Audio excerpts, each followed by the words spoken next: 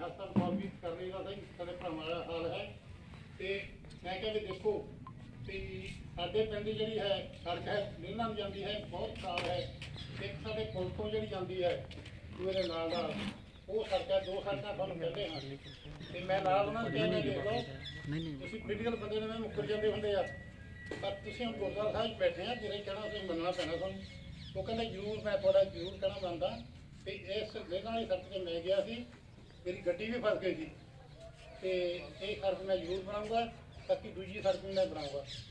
ਤੇ ਉਹਨਾਂ ਨੇ ਆਪਣੇ ਕਹਿਣੇ 'ਤੇ ਪੁਲ ਚੜਾਏ ਤੇ ਉਹ ਸਾਨੂੰ ਸੜਕ ਬਣਾ ਕੇ ਦਿੱਤੀ ਤੇ ਦੋ ਪੁਲ ਵੀ ਨਾਲ ਬਣਾ ਕੇ ਦਿੱਤੇ।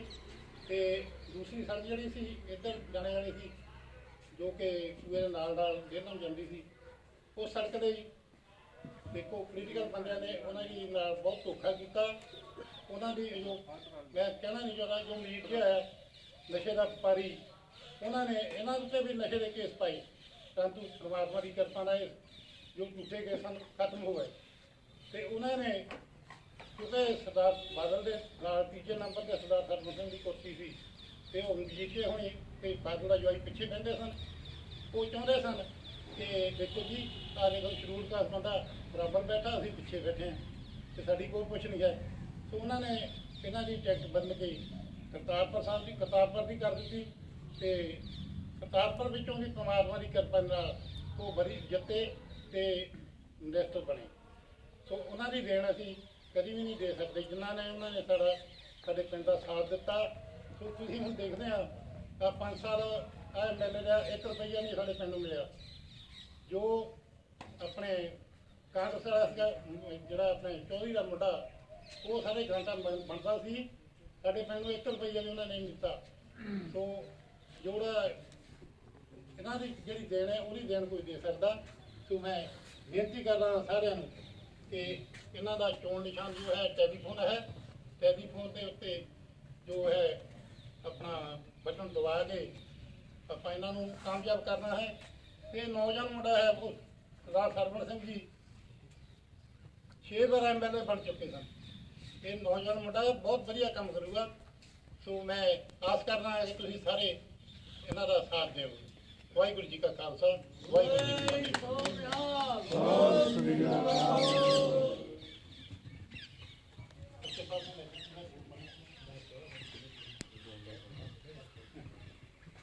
ਚਲੋ ਮੈਂ ਹੁਣ ਸਰਦਾਰ ਦਮਨਵੀਰ ਸਿੰਘ ਜੀ ਨੂੰ ਬੇਨਤੀ ਕਰਦਾ ਕਿ ਆਇਆਂ ਦਾ ਸਾਰਿਆਂ ਦਾ ਜੋ ਹੈ ਮਾਣ ਹੈ, ਤੁਸੀਂ ਉਹਨਾਂ ਨਾਲ ਪਿਆਰ ਕਰੋ।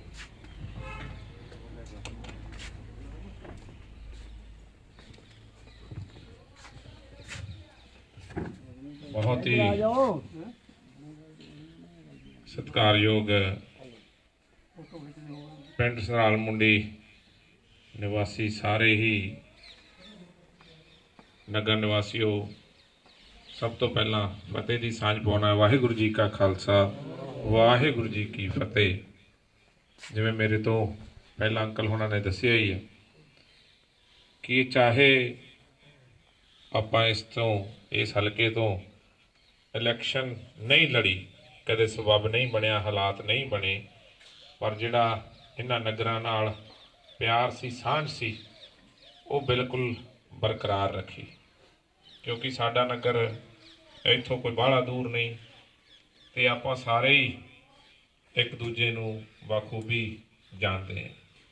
अपनी कोई राजनीतिक सांझ नहीं, कोई पोलीटिकल पार्टियां दी सांझ नहीं, अपने आपस दे विच भाईचारक रिश्ते ने, अपनियां सांझां ने।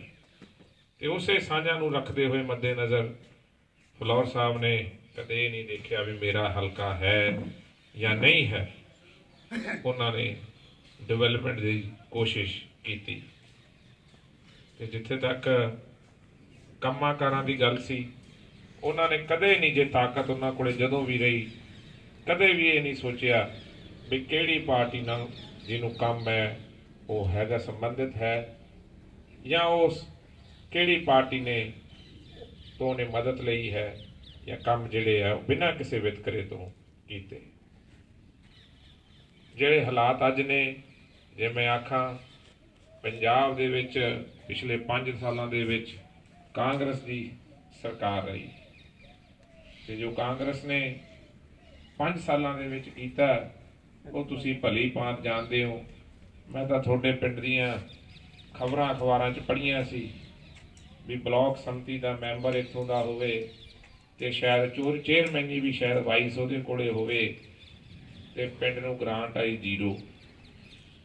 ਤੇ ਆਪਾਂ ਨੂੰ ਤਾਂ ਵੈਸੇ ਹੀ ਨਹੀਂ ਫਿਰ ਚਾਹੀਦਾ ਵੀ ਐਸਾ ਬੰਦਾ ਜਿਹਨੂੰ ਪਤਾ ਹੀ ਨਹੀਂ ਵੀ ਗ੍ਰਾਂਟਾਂ ਦਾ ਵਿਤਰਨ ਕਿੱਦਾਂ ਕਰਨਾ ਹੈ, ਕਿਹੜੇ ਪਿੰਡ ਦੀ ਕੀ ਲੋੜ ਹੈ, ਕਿਸ ਪਿੰਡ ਨੂੰ ਕਿੰਨੀ ਗ੍ਰਾਂਟ ਦੇਣੀ ਹੈ, ਤੇ ਉਹਨੂੰ ਆਪਾਂ ਵੋਟਾਂ ਪਾਈਏ। ਉਹ ਹੱਕਦਾਰ ਹੀ ਨਹੀਂ ਹੈਗਾ, ਬਿਲਕੁਲ ਹੱਕਦਾਰ ਨਹੀਂ। ਅਸਲ 'ਚ ਜਿਹੜੇ ਲੋਕ ਹੈ ਕਾਂਗਰਸ ਲਿਆਉਂਦੀ ਉਹਨਾਂ ਨੂੰ ਹੈ, ਜਿਹੜੇ ਲੋਕਾਂ ਦੇ ਜੇਬ ਕੱਟਣਾ ਜਾਣਦੇ। ਨਹੀਂ ਤਾਂ ਅੱਜ ਕਰੀਬਨ 92 ਤੋਂ ਲੈ ਕੇ ਕਾਂਗਰਸ ਨੂੰ ਕੋਈ ਐਸਾ ਵਰਕਰ ਨਹੀਂ ਲੱਭਿਆ ਜਿਹੜਾ ਫਲੋਰ ਹਲਕੇ ਤੋਂ ਚੋਣ ਲੜ ਸਕੇ। ਬਾਹਰੋਂ ਲਿਆ ਕੇ ਇੱਥੇ ਚੋਣ ਲੜਾਈ ਜਾਂਦੀ ਹੈ, ਜਿਨ੍ਹਾਂ ਦਾ ਸਾਡੇ ਏਰੀਏ ਨਾਲ ਸਾਡੇ ਨਗਰਾਂ ਨਾਲ ਕੋਈ ਮੂੰਹ ਪਿਆਰ ਹੀ ਨਹੀਂ। ਉਹ ਅਹਿਮਦ ਸ਼ਾਹ ਅਬਦਾਲੀ ਵਾਲੀ ਗੱਲ ਹੈ ਵੀ ਬਾਹਰੋਂ ਆਉਣਾ, ਲੁੱਟਣਾ, ਕੁਛ ਮਾਲ ਉੱਪਰ ਦੇ ਦੇਣਾ, ਕੁਛ ਖਾ ਲੈਣਾ, ਤੇ ਸਾਡੇ ਗਰੀਬ ਜਿਹੜੇ ਲੋਕ ਹੈ ਉਹਨਾਂ ਦੀ ਦੁਰਦਸ਼ਾ ਕਰਨੀ, ਤੇ ਜਿਹੜੀਆਂ ਡਿਵੈਲਪਮੈਂਟ ਦੇ ਨਾਂ ਤੇ ਗੱਲਾਂ ਕਰਨੀਆਂ ਉਹਦੇ ਚੋਂ ਮਾਲ ਖਾਣਾ। ਕੋਈ ਨਗਰ ਐਸਾ ਨਹੀਂ, ਚਲੋ ਆਪਣੇ ਨਗਰ ਨੂੰ ਤਾਂ ਦਿੱਤਾ ਹੀ ਕੱਖ ਨਹੀਂ, ਪਰ ਕੋਈ ਨਗਰ ਐਸਾ ਨਹੀਂ ਜਿਨ੍ਹਾਂ ਨੂੰ ਕੁਝ ਡਿਵੈਲਪਮੈਂਟ ਦੀ ਗ੍ਰਾਂਟ ਵੀ ਦਿੱਤੀ ਹੋਵੇ ਉਹਦੇ ਵਿੱਚੋਂ ਕਮਿਸ਼ਨ ਨਾ ਖਾਤੀ ਹੋਵੇ। ਵੀਰੋ ਪਹਿਲੀ ਵਾਰੀ ਦੇਖਿਆ, ਬੜਾ ਲੰਬਾ ਅਰਸਾ 45 ਸਾਲ ਦਾ ਰਾਜਨੀਤਿਕ ਕੈਰੀਅਰ ਹੈ ਮੇਰੇ ਪਿਤਾ ਸਰਦਾਰ ਸਰਵਣ ਸਿੰਘ ਫਲੋਰ ਦਾ। ਉਹਨਾਂ ਨੂੰ ਤੁਸੀਂ 45 ਸਾਲਾਂ ਦੇ ਵਿੱਚ 6 ਵਾਰੀ ਐਮਐਲਏ ਬਣਾਇਆ, 6 ਵਾਰੀ ਐਮਐਲਏ ਬਣਾਇਆ। ਪਰ ਪਹਿਲੀ ਵਾਰੀ ਦੇਖਿਆ ਵੀ ਆ ਜਿਹੜੀਆਂ ਟਾਈਲਾਂ ਗਲੀਆਂ 'ਚ ਲਾਉਣ ਵਾਲੀਆਂ ਹੁੰਦੀਆਂ ਇਹਦੇ 'ਚੋਂ ਵੀ 2.5 ਰੁਪਏ ਕਮਿਸ਼ਨ ਖਾਤੀ ਗਈ। ਐਸੇ ਆਪਾਂ ਨੂੰ ਲੀਡਰ ਦੀ ਲੋੜ ਸੀ। ਆ ਪਾਣੀ ਵਾਲੇ ਆਰਓ ਜਿਹੜੇ ਹੈ ਇਹਦੇ ਵਿੱਚੋਂ ਅੱਧੀ ਤੋਂ ਜ਼ਿਆਦਾ ਕਮਿਸ਼ਨ ਖਾਦੀ ਗਈ। 15 ਲੱਖ ਦੇ ਬਿੱਲ ਕੱਟੇ ਗਏ ਤੇ 7 ਲੱਖ ਦੀ ਜਿਹੜੀ ਉਹਦੀ ਕੀਮਤ ਸੀਗੀ ਤੇ 15 ਲੱਖ ਰੁਪਏ ਚੋਂ ਲਾਇਆ ਗਿਆ।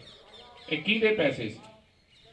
ਇਹ ਸਰਕਾਰਾਂ ਦੇ ਪੈਸੇ ਨਹੀਂ, ਇਹ ਆਪਣੇ ਹੀ ਪੈਸੇ ਦੀ, ਕਿਉਂਕਿ ਸਰਕਾਰਾਂ ਕੋਲੇ ਜੇਬਾਂ ਨਹੀਂ ਹੁੰਦੀਆਂ, ਇਹ ਲੋਕਾਂ ਦੇ ਪੈਸੇ ਹੁੰਦੇ ਆ। ਲੋਕਾਂ ਦੇ ਪੈਸੇ ਨਾਲ ਹੀ ਡਿਵੈਲਪਮੈਂਟ ਹੁੰਦੀ ਹੈ। ਤੇ ਇਹਨਾਂ ਨੇ ਇੱਕੋ ਹੀ ਨਿਸ਼ਾਨਾ ਰੱਖਿਆ ਵੀ ਆਪਣੀਆਂ ਜੇਬਾਂ ਕਿਵੇਂ ਭਰਨੀਆਂ। ਜੇ ਲਾਅ ਐਂਡ ਆਰਡਰ ਦੀ ਗੱਲ ਕਰ ਲਈਏ ਤਾਂ ਜੋ ਹੋਇਆ ਇਸ ਹਲਕੇ ਦੇ ਵਿੱਚ, ਪੁਲਿਸ ਬਿਲਕੁਲ ਮੂਕ ਦਰਸ਼ਕ ਬਣ ਕੇ ਬੈਠੀ ਰਹੀ। ਪੁਲਿਸ ਨੂੰ ਇਹ ਸੀ ਵੀ ਤੁਸੀਂ ਕੁਝ ਨਹੀਂ ਕਰਨਾ, ਸਿਰਫ ਇੱਕੋ ਹੀ ਕੰਮ ਕਰਨਾ ਹੈ ਵੀ ਜਿਹੜੇ ਦੜੇ ਸੱਟੇ ਵਾਲੇ ਆ, ਲਾਟਰੀਆਂ ਵਾਲੇ ਆ, ਨਸ਼ੇ ਵਾਲੇ ਆ, ਇਹਨਾਂ ਤੋਂ ਕਮਿਸ਼ਨਾਂ ਇਕੱਠੀਆਂ ਕਰਕੇ ਦੇਣੀਆਂ। ਸਿਰਫ ਕਮਿਸ਼ਨ ਇਕੱਠੀ ਕਰਨ ਤੇ ਲੱਗ ਗਏ। ਤੇ ਜੇ ਕਿਤੇ ਸਾਡਾ ਮਜ਼ਦੂਰ ਭਰਾ ਸ਼ਾਮ ਨੂੰ ਕੰਮ ਤੋਂ ਵਾਪਸ ਘਰ ਨੂੰ ਆਉਂਦਾ ਸੀ ਤਾਂ ਉਹਨੂੰ ਡਰ ਲੱਗਦਾ ਸੀ ਵੀ ਰਾਹ 'ਚ ਕੋਈ ਲੁੱਟ ਨਾ ਲਵੇ। ਆਏ ਦਿਨ ਲੁੱਟਾਂ ਖੋਹਾਂ, ਲੋਕਾਂ ਦੇ ਜਾਨੀ ਨੁਕਸਾਨ, ਮਾਲੀ ਨੁਕਸਾਨ, ਕਿੰਨੇ ਮਰਡਰ ਹੋ ਗਏ, ਗਰੀਬ ਪਰਿਵਾਰਾਂ ਦੇ ਮਰਡਰ ਕੀਤੇ ਗਏ। ਕੋਈ ਕਿਸੇ ਨੇ ਨਹੀਂ ਪੁੱਛਿਆ। ਇੱਕ ਡਰ ਦਾ ਮਾਹੌਲ, ਇੱਕ ਭੈ ਦਾ ਮਾਹੌਲ ਇਸ ਏਰੀਏ ਦੇ ਵਿੱਚ ਰਿਹਾ। ਤੇ ਅੱਜ ਮੈਨੂੰ ਸਮਝ ਨਹੀਂ ਆਉਂਦੀ ਵੀ ਕਿਹੜੇ ਮੂੰਹ ਨਾਲ ਉਹ ਲੋਕ ਵੋਟ ਮੰਗਣ ਆ ਰਹੇ ਆ। ਜੇ ਇੱਕ ਵੀ ਕੰਮ ਜੇ ਫਲੋਰ ਹਲਕੇ ਦੇ ਖੁਸ਼ਹਾਲੀ ਲਈ ਕੀਤਾ ਹੋਵੇ ਤਾਂ ਬਿਲਕੁਲ ਸਹੀ ਗੱਲ। ਕੋਈ ਐਸਾ ਕੰਮ ਨਹੀਂ ਦਿਖਦਾ। ਰੇਤੇ ਦਾ ਬਹੁਤ ਵੱਡਾ ਕੰਮ ਆਪਣੇ ਫਲੋਰ ਦੇ ਵਿੱਚ ਹੁੰਦਾ। ਦੁਆਬੇ ਨੂੰ ਰੇਤ ਜਿਹੜੀ ਆਪਣੇ ਹਲਕੇ ਤੋਂ ਜਾਂਦੀ ਹੈ ਵੀਰੋ। 2 ਲੱਖ ਰੁਪਈਆ ਡੇਲੀ ਰੋਜ਼ ਦਾ। ਸ਼ਾਇਦ ਆਪਣੇ ਕਿਸੇ ਵੀਰ ਭਰਾ ਦੀ ਸਾਲ ਦੀ ਕਮਾਈ ਬਿਨਾਂ ਉਨੀ ਹੋਵੇ, ਉਹ ਰੋਜ਼ 2 ਲੱਖ ਰੁਪਈਆ ਆਪਣੀ ਜੇਬ 'ਚ ਪਾ ਜਾਂਦੇ ਸੀ। ਨਹੀਂ ਤਾਂ ਨੇੜੇ ਜਿਹੜੇ ਪਿੰਡ ਆ ਉਹਨਾਂ ਤੋਂ ਜਾ ਕੇ ਪੁੱਛ ਲਓ। ਕਮਿਸ਼ਨ ਟਾਈਲਾਂ ਚੋਂ, ਰੇਤੇ ਚੋਂ ਪੈਸੇ, ਡਰੱਗ ਚੋਂ ਪੈਸੇ, ਆਹੀ ਕੰਮ ਰੱਖਿਆ ਵੀ ਪੈਸੇ ਕਿਵੇਂ ਕਮਾਉਣੇ। ਕਿਸੇ ਨਾਲ ਕੋਈ ਮੋਹ ਨਹੀਂ, ਕੋਈ ਪਿਆਰ ਨਹੀਂ, ਕੋਈ ਸਤਿਕਾਰ ਨਹੀਂ, ਇੱਕੋ ਹੀ ਨਿਸ਼ਾਨਾ ਕਰਪਸ਼ਨ। ਕੋਈ ਲਾਅ ਐਂਡ ਆਰਡਰ ਨਹੀਂ, ਕਿਸੇ ਨੂੰ ਨਿਆਂ ਨਹੀਂ ਮਿਲਿਆ। ਐਸੇ ਹਾਲਾਤ ਪੈਦਾ ਕਰ ਦਿੱਤੇ। ਮੈਂ ਨਹੀਂ ਸਮਝਦਾ ਵੀ ਇਹਨਾਂ ਹਾਲਾਤਾਂ ਤੋਂ ਬਾਅਦ ਕੋਈ ਵੀ ਪਾਰਟੀ ਜਿਹੜੀ ਕਾਂਗਰਸ ਪਾਰਟੀ ਹੈ ਉਹਦਾ ਕੋਈ ਵੀ ਉਮੀਦਵਾਰ ਹੋਵੇ ਉਹ ਵੋਟ ਲੈਣ ਦਾ ਹੱਕਦਾਰ ਹੋਏ। ਮੈਂ ਨਹੀਂ ਸਮਝਦਾ। ਤੇ ਆਪਣਾ ਤਾਂ ਵੈਸੇ ਹੀ ਨਗਰ ਨੂੰ ਜੋ ਉਹਨੇ ਹਾਲਾਤ ਕੀਤੇ ਆ, ਤੁਸੀਂ ਮੇਰੇ ਨਾਲੋਂ ਵੱਧ ਜਾਣਦੇ। ਮੈਂ ਤਾਂ ਅਖਬਾਰਾਂ 'ਚ ਪੜ੍ਹਿਆ, ਤੁਸੀਂ ਵੈਸੇ ਦੇਖਿਆ। ਤੇ ਜੇ ਦੂਜੇ ਦੀ ਗੱਲ ਕਰ ਲਈਏ, ਜਿਹਨੂੰ ਆਪਾਂ ਵਿਸ਼ਵਾਸ ਕਰਕੇ ਪਿਛਲੀ ਵਾਰੀ ਐਮਐਲਏ ਬਣਾਇਆ ਸੀ, ਬਾਦਲਾਂ ਦਾ ਐਮਐਲਏ, ਉਹ 5 ਸਾਲ ਐਮਐਲਏ ਬਣ ਗਿਆ, ਸਰਕਾਰੀ ਗੱਡੀ ਲੈ ਲਈ ਤੇ ਵਿਧਾਨ ਸਭਾ 'ਚ ਜਾ ਕੇ ਸੁੱਤਾ ਰਿਹਾ। ਜਦੋਂ ਇਹ ਸਾਰਾ ਕੁਝ ਹੋ ਰਿਹਾ ਸੀ ਤੇ ਉਹ ਸੁੱਤਾ ਪਿਆ ਸੀ। ਇਹ ਠੀਕ ਹੈ ਵੀ ਸਰਕਾਰ ਨਹੀਂ ਸੀ, ਪਰ ਜੇ ਸਰਕਾਰ ਨਾ ਵੀ ਹੋਵੇ ਤਾਂ ਆਪੋਜੀਸ਼ਨ ਦਾ ਇੱਕ ਰੋਲ ਹੁੰਦਾ। ਆਪੋਜੀਸ਼ਨ ਨੇ ਹਾਂ ਦਾ ਨਾਰਾ ਮਾਰਨਾ ਹੁੰਦਾ, ਪ੍ਰੋਟੈਸਟ ਕਰਨਾ ਹੁੰਦਾ, ਤੇ ਵਿਧਾਨ ਸਭਾ ਦੇ ਵਿੱਚ ਸਾਰੇ ਐਮਐਲਏ ਨੂੰ ਰਾਈਟ ਹੁੰਦਾ ਹੈ ਵੀ ਉਹ ਕੋਈ ਵੀ ਸਵਾਲ ਪੁੱਛ ਸਕਣ, ਕੋਈ ਕੁਐਸਚਨ ਕਰ ਸਕਣ। ਮੈਂ ਪਹਿਲਾਂ ਵੀ ਅਖਬਾਰਾਂ 'ਚ ਦੇ ਚੁੱਕਿਆ ਤੇ ਹੁਣ ਵੀ ਮੈਂ ਤੁਹਾਡੀ ਕਚਹਿਰੀ 'ਚ ਵੀ ਕਹਿੰਦਾ, ਓਪਨ ਚੈਲੰਜ ਹੈ। ਜੇ 5 ਸਾਲਾਂ 'ਚ ਇੱਕ ਵੀ ਸਵਾਲ ਫਲੌਰ ਹਲਕੇ ਨੂੰ ਲੈ ਕੇ ਉਸਨੇ ਕੀਤਾ ਹੋਵੇ ਤਾਂ ਮੈਂ ਇਹ ਵੀ ਕਹਿੰਦਾ ਵੀ ਮੈਂ ਇਲੈਕਸ਼ਨ ਹੀ ਛੱਡ ਦਊਂਗਾ, ਉਹਨੂੰ ਹੀ ਪਾ ਦਿਆਂਗੇ ਆਪਾਂ, ਵੋਟਾਂ ਨੂੰ ਜਿਤਾ ਲੈਣੇ ਵੀ ਐਸਾ ਨੇਕ ਐਮਐਲਏ ਆਪਾਂ। ਇੱਕ ਵੀ ਸਵਾਲ ਨਹੀਂ ਪੁੱਛਿਆ ਕਿ ਸਾਡਾ ਹਲਕਾ ਬਿਲਕੁਲ ਖੁਸ਼ਹਾਲ ਸੀ, ਕਿ ਇੱਥੇ ਸਕੂਲ ਬਿਲਕੁਲ ਅੱਛੇ ਹੋ ਗਏ ਸਨ, ਕਿ ਇੱਥੇ ਸਿਹਤ ਸਹੂਲਤਾਂ ਬਿਲਕੁਲ ਸੋਹਣੀਆਂ ਹੋ ਗਈਆਂ ਸੀ, ਕਿ ਇੱਥੇ ਲਾਅ ਐਂਡ ਆਰਡਰ ਬਹੁਤ ਅੱਛਾ ਸੀ, ਕਿ ਇੱਥੇ ਲੁੱਟ ਦੀਆਂ ਵਾਰਦਾਤਾਂ ਨਹੀਂ ਸੀ ਹੋ ਰਹੀਆਂ। ਤੇ ਫਿਰ ਤੂੰ ਵਿਧਾਨ ਸਭਾ 'ਚ ਜਾ ਕੇ ਕਿਉਂ ਸੁੱਤਾ ਪਿਆ ਸੀ? ਇਸੇ ਲਈ ਐਮਐਲਏ ਬਣਾਇਆ ਸੀ। ਤੇ ਜੇ ਪਾਰਟੀ ਦੀ ਗੱਲ ਕਰ ਲਈਏ ਜਿਹਦੇ ਨਾਲ ਸੰਬੰਧਤ ਸੀ, ਉਹਨੇ ਆਪਣਾ ਵੈਸੇ ਹੀ ਇੰਨਾ ਨੁਕਸਾਨ ਕਰ ਦਿੱਤਾ। ਬਹੁਤ ਪੁਰਾਣੀ ਪਾਰਟੀ ਸ਼੍ਰੋਮਣੀ ਅਕਾਲੀ ਦਲ ਪਾਰਟੀ, ਜਿਹੜੀ ਬਹੁਤ ਸ਼ਹਾਦਤਾਂ ਦੇ ਕੇ ਸ਼ਹੀਦਾਂ ਦੀ ਪਾਰਟੀ, ਪੰਜਾਬ ਦੀ ਪਾਰਟੀ ਆਖਿਆ ਜਾਂਦਾ ਸੀ, ਉਹਦਾ ਨਾਂ ਵਰਤ ਕੇ ਵੋਟਾਂ ਲੈ ਕੇ ਬਾਦਲਾਂ ਨੇ ਕੀਤਾ ਕਿ ਸਿਰਫ ਆਪਣੇ ਹੋਟਲ ਬਣਾਏ ਤੇ ਬੱਸਾਂ ਬਣਾਈ। ਤੇ ਬੱਸ ਵੀ ਵੀਰੋ 1-1 ਕਰੋੜ ਦੀਆਂ 500 ਹੈ। ਸ਼ਾਇਦ ਆਪਣਾ ਤਾਂ ਮੈਨੂੰ ਲੱਗਦਾ 1 ਕਰੋੜ ਦਾ ਘਰ ਵੀ ਨਾ ਹੋਵੇ ਇੱਥੇ ਕਿਸੇ ਕੋਲੇ, ਤੇ 1-1 ਕਰੋੜ ਦੀਆਂ ਬੱਸਾਂ, ਉਹ ਵੀ 500। 5-17 ਹੋਟਲ ਹਰ ਸਰਕਾਰ 'ਚ 2-3 5-17 ਹੋਟਲ ਬਣਾ ਦਿੰਦੇ, ਜਿਨ੍ਹਾਂ ਦੀਆਂ ਕੀਮਤਾਂ ਹੀ ਇੰਨੀਆਂ। ਤੇ ਕਿਤੇ ਅਕਾਲੀ ਦਲ ਜਿਹੜਾ ਪੰਥ ਵਾਸਤੇ ਖੜਦਾ ਹੁੰਦਾ ਸੀ, ਪੰਜਾਬ ਦੇ ਹਿੱਤਾਂ ਲਈ ਖੜਦਾ ਹੁੰਦਾ ਸੀ, ਤੇ ਇਹਨਾਂ ਨੇ ਕੀ ਸੋਚ ਰੱਖੀ? ਨਾ ਪੰਥ ਦੇ ਰਹੇ, ਨਾ ਗੁਰੂ ਗ੍ਰੰਥ ਦੇ, ਤੇ ਨਾ ਹੀ ਕਿਸਾਨੀ। ਤਿੰਨਾਂ ਦਾ ਨੁਕਸਾਨ ਕੀਤਾ। ਫਿਰ ਅਕਾਲੀ ਕਾਹਦੇ? ਨਾਮ ਅਕਾਲੀ ਤੇ ਕੰਮ ਜਿਹੜੇ ਆ ਉਹ ਪੈਸੇ ਬਣਾਉਣਾ, ਆਪਣੀ ਡਿਵੈਲਪਮੈਂਟ ਕਰਨੀ, ਕੋਈ ਸੂਬੇ ਦੇ ਹਿੱਤਾਂ ਲਈ ਕੋਈ ਵੀ ਹੱਕ ਦੀ ਆਵਾਜ਼ ਨਹੀਂ। ਐਸਾ ਕੰਮ ਇਹਨਾਂ ਨੇ ਕੀਤਾ। ਤੁਸੀਂ ਇਹਨਾਂ ਦੇ ਰਾਜ ਨੂੰ ਦੇਖਿਆ। ਐਸਾ ਸਮਾਂ ਜਦੋਂ ਦਾ ਅਕਾਲੀ ਦਲ ਬਣਿਆ, ਕਦੇ ਐਸਾ ਸਮਾਂ ਨਹੀਂ ਆਇਆ ਵੀ ਅਕਾਲੀ ਦਲ ਆਪੋਜੀਸ਼ਨ 'ਚ ਨਾ ਆਇਆ ਹੋਵੇ। ਇਹ ਬਾਦਲਾਂ ਦੀ ਦੇਣ ਸੀ, ਇਹ ਬਾਦਲਾਂ ਨੇ ਕੀਤਾ ਜੋ। ਤੇ ਕੈਂਡੀਡੇਟ ਜਿਹੜੇ ਦਿੱਤੇ ਆ ਉਹ ਤਾਂ ਮੈਨੂੰ ਇਹ ਲੱਗਦੇ ਆ ਨਾ ਅਕਲੋਂ ਅਕਾਲੀ ਹੈ ਨਾ ਸ਼ਕਲੋਂ ਅਕਾਲੀ। ਫਿਰ ਅਕਾਲੀ ਦਲ ਦੀ ਸੋਚ ਕਿੱਥੇ ਗਈ? ਕਿੱਥੇ ਗਏ ਆਈਡੀਓਲੋਜੀ ਅਕਾਲੀ ਦਲ ਦੀ? ਕਿੱਥੇ ਗਏ ਪ੍ਰਿੰਸੀਪਲਸ? ਇੱਕ ਵੀ ਮੁੱਦੇ ਤੇ ਜਿਹੜੇ ਪੁਰਾਣੇ ਅਕਾਲੀ ਦਲ ਦੇ ਮੁੱਦੇ ਸੀ, ਕਿਸੇ ਤੇ ਪੈਰਾ ਨਹੀਂ ਦਿੱਤਾ, ਸਿਰਫ ਆਪਣੀ ਡਿਵੈਲਪਮੈਂਟ ਦੀ। ਤੇ ਜੋ ਕਿਸ ਮੂੰਹ ਨਾਲ ਵੋਟ ਮੰਗਣ ਆ ਰਹੇ ਆ, ਮੇਰੀ ਸਮਝ ਤੋਂ ਬਾਹਰ ਹੈ, ਮੇਰੀ ਸਮਝ ਤੋਂ ਬਾਹਰ। ਤੇ ਤੀਸਰੀ ਪਾਰਟੀ ਅੱਜ ਕੱਲ੍ਹ ਨਵੀਂ ਪਾਰਟੀ ਆਈ ਹੈ ਵੀਰੋ, ਉਹ ਹੈ ਦਿੱਲੀ ਵਾਲਿਆਂ ਦੀ ਪਾਰਟੀ। ਸਾਡੇ ਨੌਜਵਾਨ ਵੀਰ ਬੜੇ ਕਈ ਵਾਰੀ ਗੱਲਾਂ 'ਚ ਆ ਜਾਂਦੇ ਆ ਤੇ ਉਹਨਾਂ ਮਗਰ ਲੱਗ ਜਾਂਦੇ ਆ। ਤੇ ਮੈਨੂੰ ਇੱਕੋ ਹੀ ਗੱਲ ਨੌਜਵਾਨ ਵੀਰ ਦੱਸ ਦੇਣ ਵੀ ਦਿੱਲੀ ਦੀ ਸਰਕਾਰ ਦੇ ਵਿੱਚ ਕੋਈ ਸਿੱਖ ਮੰਤਰੀ ਹੈਗਾ? ਦੱਸੋ। ਕਿਸੇ ਦਲਿਤ ਕੋਲੇ ਵਜ਼ੀਰੀ ਹੈ?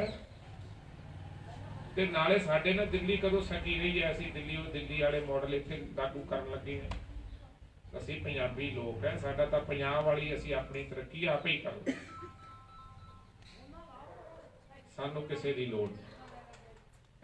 ਉਹਨਾਂ ਨੇ ਕੁਝ ਨਹੀਂ ਦੇਣਾ, ਨਾ ਉਹਨਾਂ ਕੋਲੇ ਕੁਝ ਦੇਣ ਨੂੰ ਹੈਗਾ, ਸਿਰਫ ਗੱਲਾਂ ਆ, ਚਾਲਾਂ ਆ, ਸ਼ਗੂਫੇ ਆ। ਵੀਰੋ ਸਰਕਾਰ ਕਿਸੇ ਦੀ ਬਣਾ ਦਿਓ, ਮੈਂ ਤੁਹਾਨੂੰ ਓਪਨ ਕਹਿੰਦਾ ਵੀ ਸਰਕਾਰ ਕਿਸੇ ਦੀ ਬਣਾ ਦਿਓ, ਵੈਸੇ ਤਾਂ ਬਣਨੀ ਨਹੀਂ, ਪਰ ਜੇ ਕਿਤੇ ਨਾ ਕਿਤੇ ਬਣ ਵੀ ਜਾਂਦੀ ਹੈ ਤਾਂ ਪੰਜਾਬ ਦਾ ਭਲਾ ਨਹੀਂ ਜੇ ਹੋਣਾ, ਕਿਉਂਕਿ ਸਾਡੇ ਕੋਲੇ ਪੈਸੇ ਹੀ ਨਹੀਂ। ਜਿਸ ਸੂਬੇ ਕੋਲੇ ਆਪਦੇ ਪੈਸੇ ਨਾ ਹੋਣ ਉਹਦਾ ਭਲਾ ਨਹੀਂ ਹੋ ਸਕਦਾ। ਅਸੀਂ 3.5 ਲੱਖ ਕਰੋੜ ਦੇ ਕਰਜ਼ਾਈ ਹਾਂ ਇਸ ਵੇਲੇ, 3.5 ਲੱਖ ਕਰੋੜ ਦੇ।